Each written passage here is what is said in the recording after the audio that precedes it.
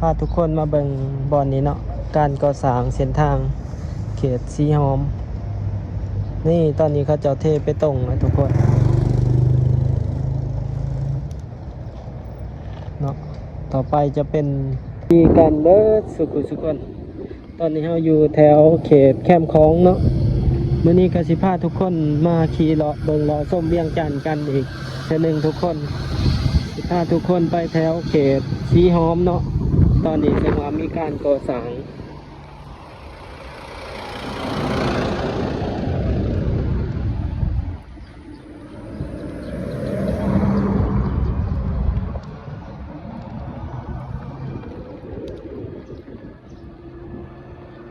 ตอนนี้ก็เวลา2 โมงเที่ยงทุกคนมื้อนี้อากาศค่อนข้างหนาวมื้อนี้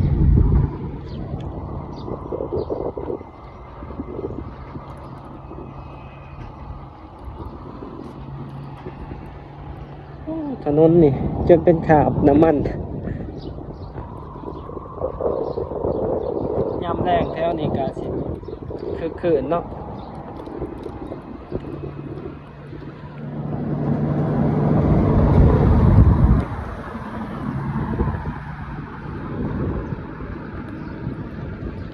บ้านพักโค้งแฮมในเขตนี่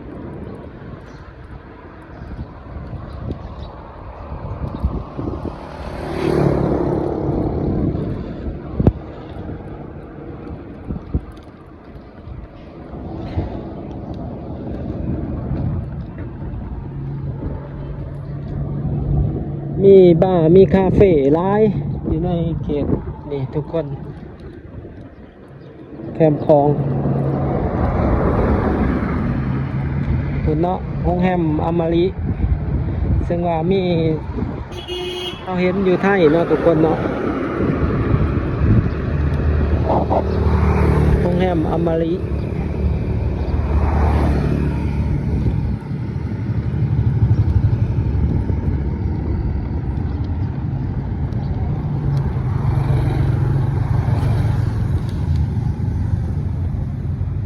โซนด้านบนเนาะเป็นรูฟท็อปสำหรับผู้ใดที่มักนั่งชมวิวเนาะเดี๋ยวขี่ไปทางเขตสีหอมทุกคน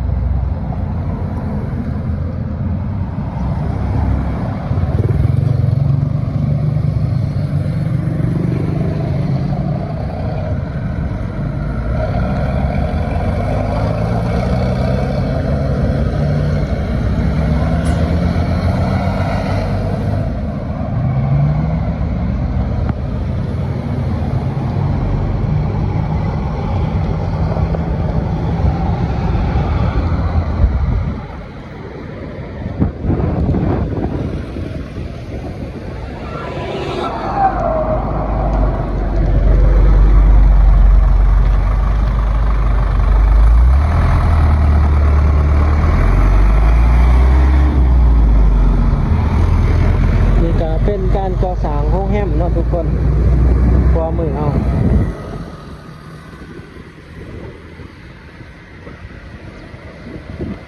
ด้านหลังของวิทยาลัยปากประซัก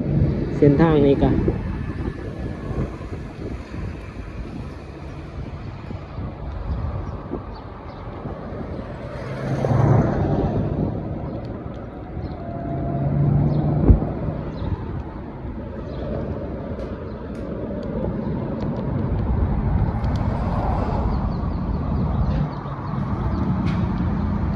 พาทุกคนเข้ามาทางด้านหลังวัดอินแป้งเนาะ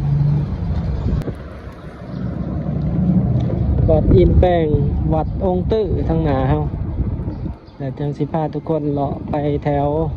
สีหอมนักท่องเที่ยวช่วงนี้ก็ถือว่ามาลงหลายเนาะ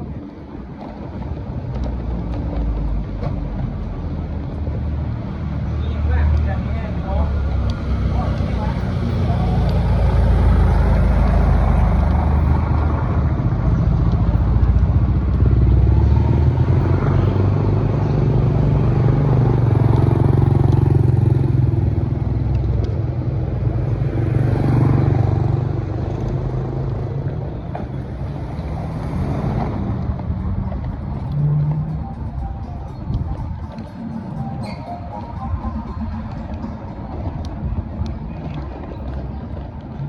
ทั้งด้านหลังวัดองค์ตื่อเนาะทุกคนบ่อนนี้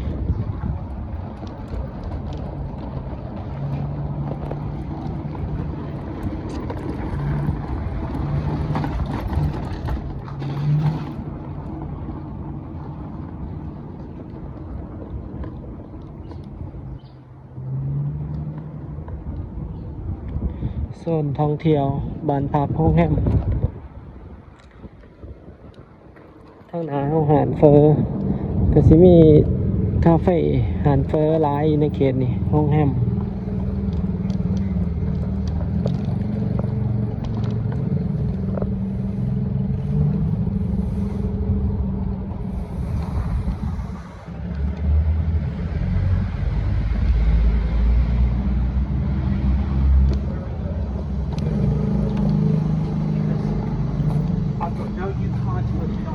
อันนี้เป็น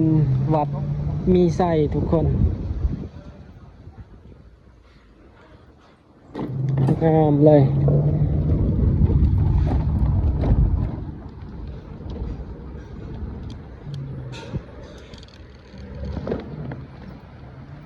รถเขามาได้เนาะบอลนี่ออกได้เขาได้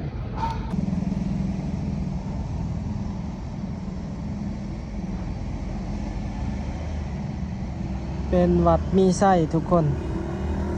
นี่เนาะถนนเส้นนี้เขาเจ้ากำลังมีการขยายเส้นทางจะเห็นถนนสำหรับรถเมล์ BRT เนาะเส้นถนนเศรษฐา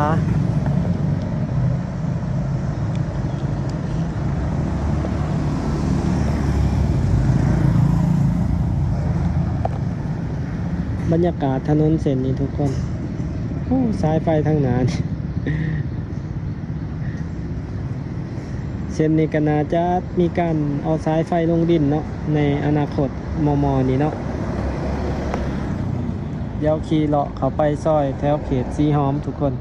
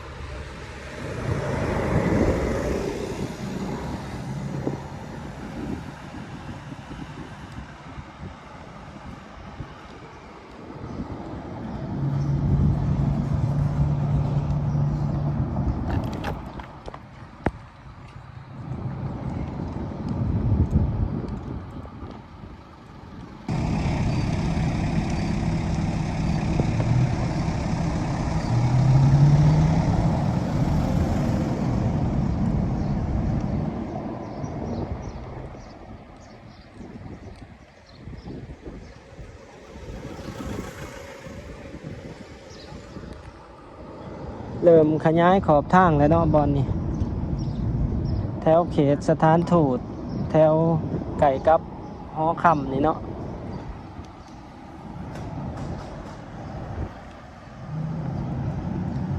เอาสิพาทุกคนออกกลับไปขึ้นเนาะลงไปทางสีหอมขึ้นนี่ไปซื่อๆนี่ก็จะเป็นถาดดำทุกคน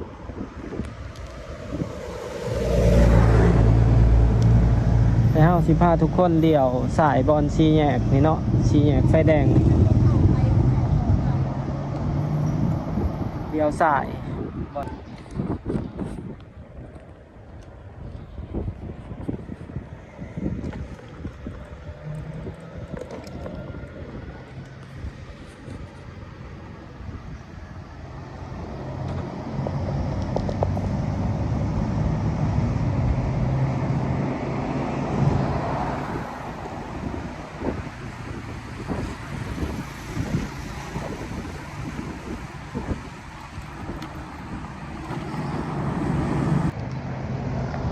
ตอนนี้เขาก็อยู่ทางหน้าของ หอวัฒนธรรมแห่งศาสตร์เนาะพาทุกคนมาเบิ่งบอนนี้เนาะการก่อสร้างเส้นทางเขตสีหอมนี่ตอนนี้เขาเจ้าเทไปตรงนะทุกคนเนาะต่อไปจะเป็นตลาดกลางคืนเป็นสตรีทฟู้ดเนาะเป็นแบบ walking street ต่อไปถือว่าตอนนี้ก็มีการเทเปตงเอาสายไฟลงดินแล้วเนาะขางหนึ่งแต่ว่าขางนี้บ่ฮู้ว่าเขาจะเฮ็ดจังไดต่อเนาะ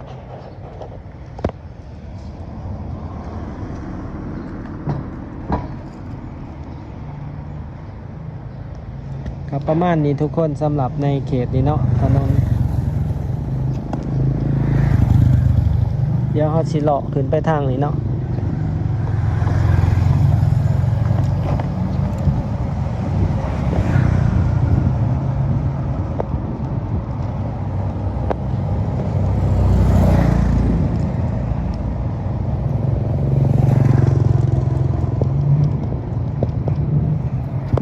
ขึ้นไปทางนี้เนาะสอดน้ำพุเนาะทางหลังอ๋อวัฒนธรรมนี่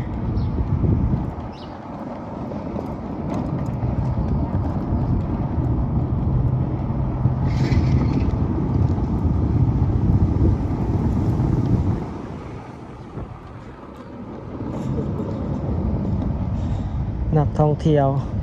พายเป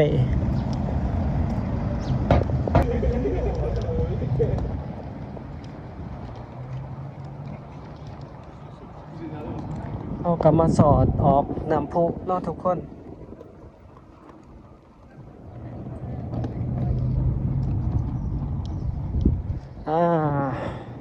ก็สิประมาณนี้ทุกคนสำหรับในคลิปนี้เนาะ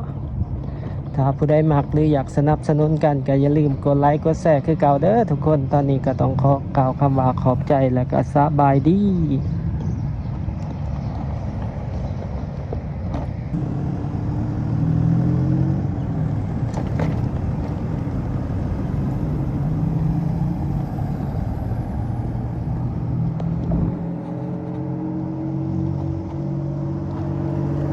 ตัวนี้หนาวัดศรีสะ